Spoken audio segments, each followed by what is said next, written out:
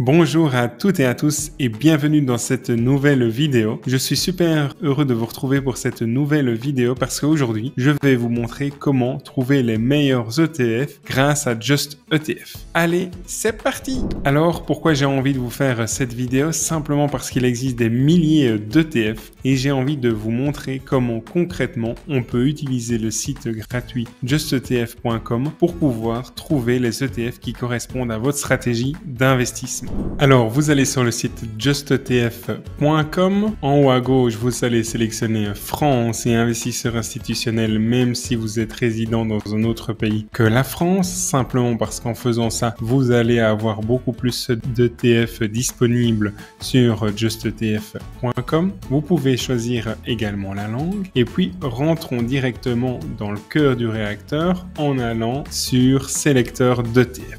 Je clique dessus et je vois qu'il y a 2844 ETF disponibles. Imaginons par exemple que vous souhaitez investir dans un ETF qui réplique le S&P 500, l'indice américain représentant les 500 actions les plus grosses cotées sur les bourses américaines. Vous allez ici à gauche cliquer sur S&P 500 dans le choix de l'indice. Je clique sur S&P 500. Vous allez ensuite utiliser certains filtres comme la taille de l'ETF, comme l'ancienneté de l'ETF, comme le fait que l'ETF capitalise les dividendes plutôt que les distribuer. Ces différents filtres, j'en ai parlé dans ma vidéo, les 8 critères à utiliser pour trouver les meilleurs ETF. Donc, je vais utiliser ces filtres-là pour passer d'un univers de 2844 ETF à beaucoup moins d'ETF. On va le voir tout de suite. Donc, je souhaite que l'ETF ait minimum 3 ans d'historique, qu'il soit capitalisant, donc qu'il ne distribue pas des dividendes pour éviter tout frottement fiscal et pour profiter du fait que en ne distribuant pas des dividendes, l'ETF va grandir beaucoup plus rapidement. Je souhaite une méthode de réplication complète et je ne souhaite pas de couverture de change. Vous voyez ici 1, 2, 3, 4 critères. On le voit également, la taille, un 5e critère, 500 millions. Donc on voit 5 des 8 critères que je mentionnais dans ma vidéo précédente sont déjà ici disponibles à gauche et peuvent être utilisés comme filtre pour passer d'un univers de 2844 ETF comme on l'a vu tout à l'heure sans mettre un filtre sur les indices ni utiliser les filtres que je mentionnais à 2 ETF que vous voyez ici, le iShares Core S&P 500 ou le Vanguard S&P 500. Vous voyez que ce sont des ETF qui sont très similaires, même s'il y en a un qui est beaucoup plus gros que l'autre. Donc, ce que vous pouvez faire après, vous allez pouvoir les comparer, soit faire une comparaison qui est light. Donc, vous cliquez sur comparer la sélection et vous arrivez justement sur la comparaison entre les 2 ETF. Vous allez pouvoir comparer les performances année après année. Et on le voit, il y en a un depuis 3 ans gagne 45,44%, l'autre 45,81%. Depuis 1 an, il y en a un qui gagne 14,18%, l'autre 14,49%. Vous voyez vraiment qu'il y a des performances qui sont très similaires. Vous pouvez comparer les performances annuelles. Ici, on voit les performances annuelles qui sont également très similaires. On n'a pas de performance pour cet ETF-là, simplement parce qu'il a été créé en 2019. Vous pouvez choisir de regarder l'évolution des performances sur un petit graphique en prenant une durée maximale et vous voyez que les 2 courbes sont l'une sur l'autre. Même chose si vous utilisez des graphiques à l'aide de barres, vous allez voir ici les performances depuis le début qui sont très similaires puisque un à 73,13%, l'autre 73,59%. Donc depuis la création de cet ETF-là, puisqu'il a été créé beaucoup plus tard que l'iShares Core S&P 500. Vous pouvez utiliser un graphique rendement risque qui va vous montrer sur la l'axe des abscisses, la volatilité, et sur l'axe des ordonnées, la performance annualisée. On voit que les deux sont l'un sur l'autre. Si on regarde sur une période de long terme, c'est très similaire, ce qui est normal puisque ce sont deux ETF gérés par deux institutions financières différentes, mais qui ont pour objectif finalement de suivre le même indice, le S&P 500. Alors si on veut aller plus loin dans l'analyse, on va sur sélection et on clique sur afficher la comparaison détaillée dans la sélection. Et là, vous allez voir une comparaison détaillée. Bien entendu, vous pouvez toujours comparer à l'aide de graphiques, mais vous allez voir la comparaison des deux ETF avec, vous le voyez, l'indice qu'il réplique, le S&P 500. C'est un indice de rendement total, c'est un des critères que je vous mentionnais dans la vidéo précédente.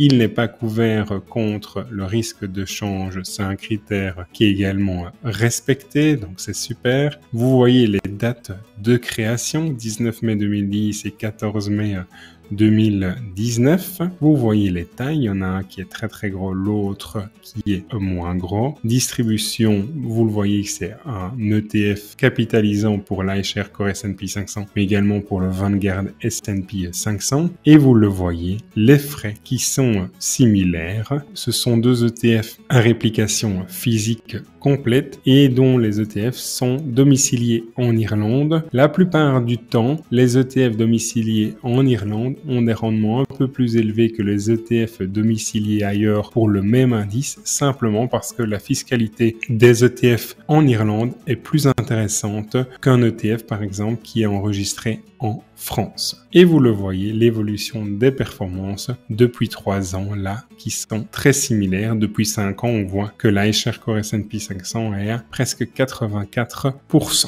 On voit également, est-ce qu'il y a des prêts de titres? On le voit ici, contrepartie aux prêts de titres. On voit que l'iShares fait pas mal de prêts de titres, ou en tout cas utilise pas mal de contreparties pour les prêts de titres, chose qui est moins le cas pour Vanguard. Vous pouvez également voir un petit peu plus haut, si ma mémoire est bonne, prêts de titres ici, prêts de titres ici. Donc probablement que comme ça, de manière un petit peu intuitive, même sans aller voir sur le site internet, probablement que l'ETF ici d'iShares fait un peu plus de prêts de titres que l'ETF géré par Vanguard. Pour en avoir le cœur net, ce qu'il faut faire, c'est copier-coller le code ISIN de l'ETF, par exemple l'ETF de Vanguard, je le copie-colle et je vais aller voir l'information sur le site de Vanguard directement. Donc on arrive sur le site de Vanguard et on voit pas mal d'informations concernant cet ETF là, avec la date de création le 14 mai 2019, avec le benchmark, avec les rendements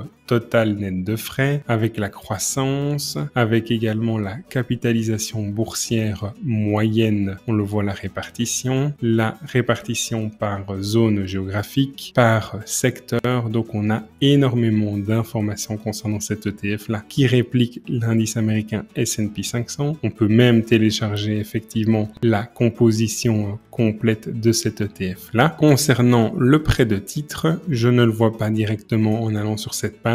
Je vais cliquer ici sur Fact Sheet pour essayer d'avoir l'information. Pas certain que je la retrouve pour être très franc avec vous. Par contre, ce qui est certain, c'est que sur le site de iShares, on le verra, l'information est très clair. Donc je vais chercher ici Lending. Non, je n'ai pas l'information sur Vanguard, donc c'est peut-être un email à faire à Vanguard pour justement avoir l'information. Par contre, si je copie-colle le code ISIN de l'ETF géré par iShares, je vais sur le site directement de BlackRock, je clique dessus, je descends un petit peu et on va voir le prêt de titre qui est clairement exposé. Ici, vous le voyez, prêt de titre. Entre le 30 juin 2022 et le 30 juin 2023, il y a environ 3,89% du portefeuille qui a été prêté avec un maximum à 5,23%, ce qui est effectivement très raisonnable. Imaginons maintenant que je souhaite trouver un ETF qui investit dans des actions européennes. Donc, je clique sur sélecteur d'ETF. Je vais cliquer ici sur Actions et et je vais choisir ici la région. Et je vais choisir bien entendu l'Europe. Je vais utiliser les différents critères dont on a déjà discuté. Donc je veux qu'il ait minimum 3 ans d'historique, qu'il soit capitalisant, qu'il ait une taille de minimum 500 millions d'euros, que la méthode de réplication soit complète ou réplication physique par échantillonnage. Je souhaite qu'il soit non couvert contre le risque de change. Et vous le voyez maintenant, je n'ai plus que 35 ETF. Je vais les classer par taille et je vais regarder un petit peu ce qu'il y a à l'intérieur. Vous le voyez par exemple, le premier, c'est un Lyxor Core Stocks Europe 600. Le deuxième, c'est l'iShares Core MSCI Europe. Un troisième, c'est le Xtrackers MSCI Europe. Et ici, le iShares MSCI Europe S-Series, donc c'est un indice qui est Socially Responsible Investing. Ça veut dire qu'il y a certains secteurs, notamment le secteur de l'énergie, qui est enlevé de l'indice MSCI Europe. D'ailleurs, si on tape sur Google MSCI Europe S-Series, vous allez voir un indice. Au lieu d'être composé de plus de 400 sociétés, vous allez voir qu'il y a certaines sociétés qui ne s'y trouvent pas. Par exemple, des sociétés comme Total, comme Shell, ce sont des sociétés qui ne vont pas se retrouver là-dedans. Vous le voyez, le MSCI Europe, il y a 427 sociétés, alors que le MSCI Europe S-Series, il n'y en a que 117. Je rentre pas dans les ETF durables pour le moment. J'y reviendrai peut-être dans une prochaine vidéo, mais l'idée c'est que vous puissiez être de plus en plus autonome à naviguer sur Just ETF. Donc ce que je vais faire ici, je vais prendre le premier, le deuxième et je vais prendre le troisième. Je choisis 3 ETF que je souhaite analyser. Donc ce que je vais faire, c'est que je vais ici comparer très rapidement ces 3 ETF. Je vais regarder un petit peu les graphiques et ce qui est assez intéressant de remarquer, c'est que les ETF se ressemblent quand même très fort. Comme vous pouvez le voir, l'ETF en bleu, le Lyxor Core Stocks Europe 600 et l'ETF en rouge, l'iShares Core MSCI Europe se ressemblent très fort et évoluent côte à côte. Et on voit que l'iShares Core Eurostoxx 50 a clairement une meilleure performance depuis un an, puisque depuis un an, il gagne près de 27%, alors que les deux autres ETF sont à environ 19% de performance. Donc là, c'est une comparaison rapide. Si on veut une comparaison détaillée, on clique afficher la comparaison détaillée. Et ce qui va être important de comprendre, ce sont les différents types d'indices. Parce que le premier, c'est sur le Stocks Europe 600. Donc, les 600 grosses et moyennes sociétés du continent européen, mais également de la Grande-Bretagne. Donc, l'Europe en général. Ici, c'est la même chose, sauf que c'est pas 600 sociétés, c'est environ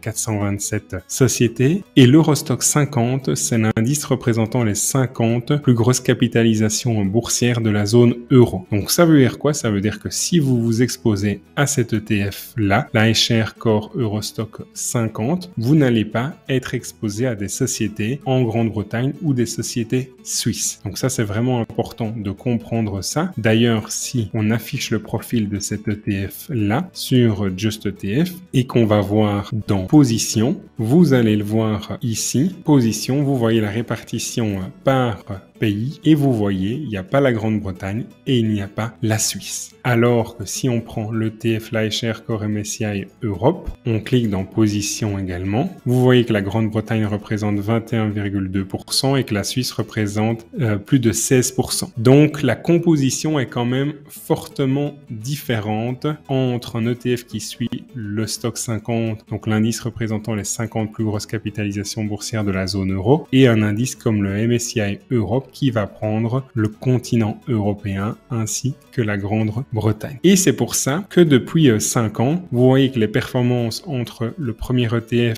le Lyxor Core Stocks Europe 600 et le iShares Core MSCI Europe sont très similaires puisque un est à 41,8% et l'autre 41,74%, alors que l'iShares Core Eurostoxx 50 a des performances très différentes. Dans ce cas-là, je vous invite vraiment à vous poser la question, est-ce que je souhaite investir investir uniquement dans la zone euro ou en Europe plus généralement. Si vous souhaitez uniquement investir dans la zone euro, alors l'iShares Core Eurostoxx 50 sera peut-être plus approprié pour vous. Par contre, si vous souhaitez investir dans des actions européennes, tout le continent européen en tenant compte de la Suisse et la Grande-Bretagne, peut-être que l'iShares Core MSCI Europe sera plus approprié pour vous. Alors ensuite, vous serez peut-être intéressé d'investir dans des ETF sur le thème du changement climatique. Donc là, vous voyez que vous pouvez choisir des ETF en fonction de la région, du pays, du secteur, de la stratégie et également du thème. Donc vous cliquez sur thème, vous cliquez sur changement climatique. Vous voyez qu'il y a 131 résultats de recherche. Vous allez utiliser mes différents critères, minimum 3 ans, capitalisation. Vous allez mettre minimum 500 millions d'ETF, réplication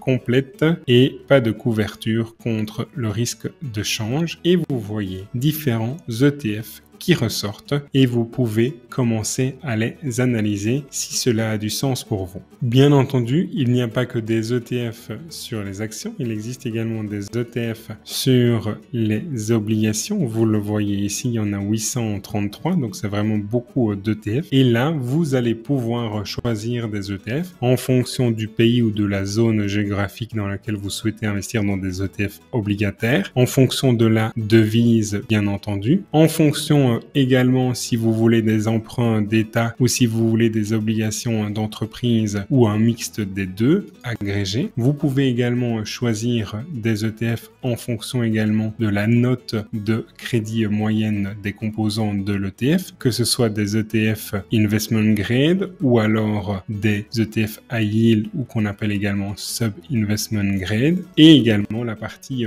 durée. Donc si je le fais de manière très rapide maintenant pour vous montrer, je souhaite peut-être investir dans des obligations d'État, donc d'État européen pour dire quelque chose. Donc je vais choisir ici emprunt d'État. Je vais choisir ici, je souhaite un triple A, donc vraiment la meilleure notation. Vous le voyez ici, il existe 2 ETF. Bon, cet ETF là est beaucoup trop petit, donc clairement je ne vais pas investir dedans, mais vous le voyez, un ETF Amundi. Vous pouvez sélectionner également un ETF ici investment grade, et puis vous pouvez choisir la durée, par exemple des ETF en fonction de leur échéance moyenne. Bien entendu, on va prendre la devise euro et vous allez classer les ETF par taille et vous voyez qu'il y a certains ETF qui investissent dans des obligations gouvernementales de la zone euro. Ce que vous pouvez faire également, c'est sélectionner ici certains ETF qui investissent dans des obligations d'État américain. Pour le faire, c'est très simple. Vous cliquez sur pays, vous allez choisir États-Unis et puis après, vous allez choisir bien entendu des obligations d'État si vous voulez des obligations d'État qui peuvent servir de coussin de sécurité. Vous allez choisir la meilleure notation et vous le voyez ici, différents ETF qui se ressemblent très fort. La seule différence, c'est au niveau de l'échéance moyenne, puisqu'il y a certains ETF avec une échéance comprise entre 0 année et 1 année, entre 7 et 10 ans, etc. Donc ça, c'est important d'en tenir compte parce que l'échéance moyenne a un impact sur la duration. La duration, c'est quoi? C'est la sensibilité du prix d'une obligation ou d'un ETF obligataire en fonction de l'évolution des taux d'intérêt. Prenons un exemple concret. Si vous investissez dans un ETF obligataire dont la duration moyenne est de 8, si les taux d'intérêt, toutes choses égales par ailleurs, viennent à augmenter de 1%, la valeur de cet ETF obligataire va chuter de 8%. Par contre, si vous investissez dans un ETF obligataire dont la duration est de 2, ça veut dire que si les taux d'intérêt augmentent de 1%, la valeur de cet ETF obligataire va baisser de 2%. Donc vous le voyez, au plus la duration est élevée, au plus potentiellement c'est rentable à long terme. Très bien, parce que généralement, au plus l'échéance est longue, au plus les taux d'intérêt sont élevés, mais au plus ça peut être volatile si les taux d'intérêt évoluent dans une direction que vous n'auriez pas anticipée. Donc je vous invite vraiment à vous former sur cette partie ETF obligataire si vous souhaitez investir dans des ETF qui eux-mêmes investissent dans des ETF obligataires. Vous voyez également sur Just ETF qu'il y a des ETF sur les métaux précieux. Vous voyez qu'il y a des ETF sur les matières premières. Sur les matières premières, je l'utilise pas. Pourquoi? Parce que si on clique dessus, vous allez voir que c'est une réplication pour 77 d'entre eux qui est 5 synthétique, donc je ne souhaite pas investir là-dedans. Sur les ETF, sur les crypto-monnaies, je ne souhaite pas également investir dedans car généralement c'est très cher. Et puis sur les métaux précieux, ça peut avoir du sens d'investir dans certains ETF sur les métaux précieux. Pour cela, on applique certains critères, plus de 3 ans, capitalisant, plus de 500 millions, réplication complète bien entendu. Ici, vous pouvez choisir des ETF qui sont couverts en euros, c'est-à-dire que vous n'allez pas être impacté par le taux de change euro-dollar. Si vous sélectionnez, vous le voyez, il n'y en a que 2 ici, le X-Tracker. Et puis, si vous ne sélectionnez pas et vous sélectionnez plutôt un non couvert, vous voyez qu'il y en a 11 avec 2 gros. Le premier géré par Invesco et le deuxième géré par iShares. Et vous pouvez vous amuser à faire une comparaison entre ces 2 ETF. Si je regarde ici, comparer la sélection et que je prends un petit graphique depuis longtemps, le max ici, on va voir que ces 2 ETF se comportent de manière très similaire. Vous le voyez, les 2 ETF sont l'un sur l'autre, donc que vous preniez l'un ou l'autre, c'est très similaire. Ça dépend vraiment du choix, si vous préférez que ce soit géré par Invesco ou plutôt par iShares. De mon côté, j'investis tous les mois dans 6 ETF différents via le courtier Trade Republic. Alors, si vous souhaitez avoir la liste de mes investissements, vous pouvez suivre ma newsletter Les Tutos de Greg, puisque de manière régulière, je partage la composition complète de mon portefeuille en toute transparence. J'utilise Trade Republic, comme je le mentionnais, pour éviter les frais de courtage, puisque les plans d'investissement programmés tous les mois me permettent d'investir sans frais de courtage. J'utilise également Trade Republic parce que justement grâce au plan d'investissement programmé, ça m'évite des erreurs d'oubli ou des erreurs opérationnelles. Et puis, ce qui est important de comprendre, c'est que Trade Republic aujourd'hui permet d'investir dans des ETF à partir de quelques euros par mois grâce au fractionnement d'ETF. Donc si un ETF coûte 400 € et que vous n'avez que 50 € pour investir dans cet ETF là, vous pouvez le faire grâce au fractionnement d'ETF mis en place par Trade Republic, qui est le plus grand courtier en Europe. Donc, si vous souhaitez ouvrir un compte via Trade Republic, vous pouvez le faire en cliquant sur le lien en dessous de la vidéo. Je suis partenaire et ambassadeur de Trade Republic et vous le savez, si vous me suivez depuis longtemps, je vais gagner quelques euros par ouverture de compte si vous ouvrez un compte et que vous commencez à investir. Alors, attendez parce que si vous souhaitez aller encore plus loin, il y a mon livre « Bien débuter en bourse » paru aux éditions Maradaga. Le lien également se trouve en dessous de cette vidéo. Encore un immense merci d'avoir pris le temps de regarder cette vidéo. Et si vous avez la moindre question, le moindre commentaire, surtout mettez-le en dessous de cette vidéo et j'y répondrai avec le plus grand des plaisirs. À très bientôt!